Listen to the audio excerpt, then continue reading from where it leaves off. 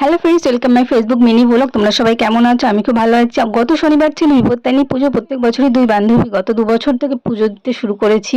মানে আমি আগে বিয়ের আগে আমরা খুব দিতাম বিপত্তারিণী পুজোটা, আমার খুব ইমোশন, আমার খুবই ভালো লাগে। প্রত্যেক বছর আগে দক্ষিণেশ্বরে যেতাম, কিন্তু এখন আর যেতে পারি না। আর ভিড়ে ছেলেকে নিয়ে আমি যাওয়াটা খুব একটা পছন্দ করি না।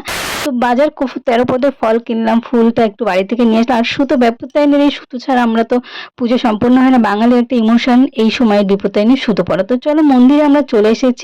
এসে জুতোটা সাইড করে রেখে দিলাম, কারণ মন্দিরের এইসব জায়গায় একটু জুতোটা চুরি হয়। এই যে মায়ের দর্শন করো তোমরা সবাই। বিপত্তির মা তোমার সবাইকে মঙ্গল করুক, ভালোবাসা রইল অনেক। তো এখানে ছেলে আমাকে ভিডিও করে দিচ্ছিল, আমি ধূপকাঠি মোমবাতিগুলো সব ডালাটা আমরা দুইজনে মিলে সাজিয়ে নিচ্ছিলাম, ও আমার ভিডিওটা করছিল। খুব সুন্দর ভিডিও করা শিখে গেছে, জানি না কি করে শিখলো, আমাকে দেখে দেখেই শিখেছে। এরকম ফলগুলো আমি সাজাচ্ছি, ওর ভিডিও করে দেখাচ্ছে, আমাকে বলছে মা তুমি হাই করো। আর আমাকে কেমন লাগছিল কমেন্টে জানিও।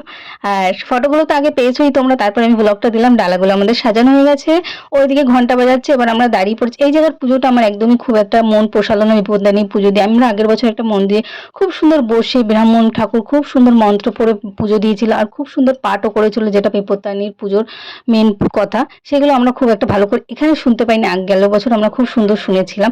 আর ওই কথাগুলো না শুনলে কিন্তু বিপত্তারিণী পুজো সম্পন্ন হয় না। তারপর আমরা একটা মিষ্টির দোকানে ঢুকে একটু নিরামিষ সিঙ্গারা আর একটু মিষ্টি দই খেয়ে বাড়ির দিকে রওনা হলো। মিষ্টি দইটা ছিল এতটা সুন্দর, অপূর্ব ধারণা রবে। তো চলো, ভিডিওটা যদি ভালো লাগে কমেন্টে জানিও। জয় মাই বিপত্তারিণী।